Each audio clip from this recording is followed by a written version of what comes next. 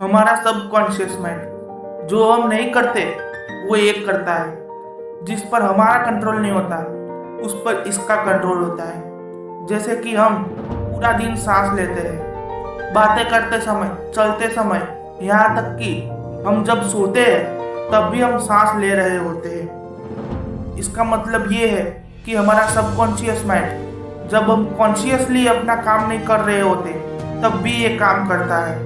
जब हमारा conscious mind काम करता है तब भी एक काम करता रहता है, क्योंकि हमारे कॉन्शियस माइंड पर भी हमारा सबकॉन्शियस माइंड का कंट्रोल होता है।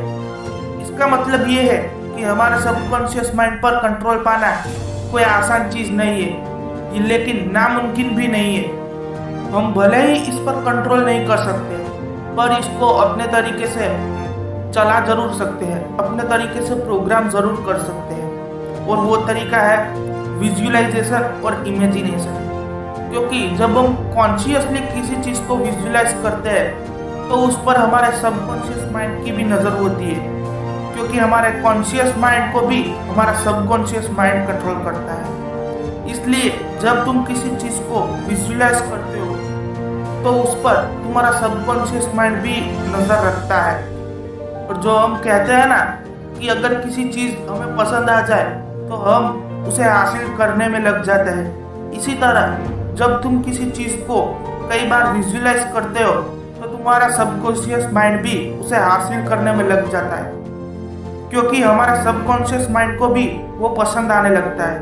और इस तरह से जो तुम चाहो वो तुम अपने सबकॉन्शियस माइंड से हासिल कर सकते हो, क्योंकि आपने एक से ज़्यादा बार विजुअलाइजेशन और इमेजिनेशन करते करते आपने अपने सबकॉन्शियस माइंड को इस तरह प्रोग्राम कर लेते हैं कि वो अब इसे हासिल करना चाहता है, क्योंकि वो भी उसे पसंद करने लगता है।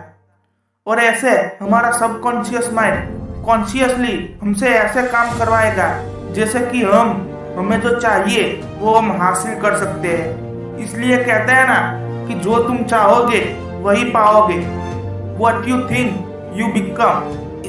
और अब मैं आपको इसका एक रियल लाइफ एग्जांपल भी दे देता हूँ। एक रिचेस्ट आदमी जिसकी प्लेन क्रैश होने से शरीर की सारी हड्डियाँ टूट गई थी और सारे डॉक्टर ने भी उसे ठीक करने की आशा छोड़ दी थी, और उसके सामने सारे एडवांस ट्रीटमेंट भी फेल हो गए थे। किसी ने तो ये तक भी कह दिया था कि अब ये तो कुछ ही दिन जिएगा, पर उस आदमी ने इन सब पर ध्यान नहीं दिया। उसने तो अपने दिमाग में ठान लिया आने वाली क्रिसमस तक मैं अपने पैरों पे चल के यहाँ से घर जाऊंगा। और वो इसी पॉजिटिव थॉट को हर रोज अपने दिमाग में विजुअलाइज और इमेजिनेशन करने लगा। वो अपनी विजुअलाइजेशन में देखता कि वो कैसे अपने पैरों पे चलकर अपने घर जा रहा है। और ऐसे ही जिसकी जीने की आशा डॉक्टर तक ने छोड़ दी थी, वो आदमी 8 महीनों के बाद क्रिसमस के दिन अपने पैरों पे चल के हॉस्पिटल से घर गया।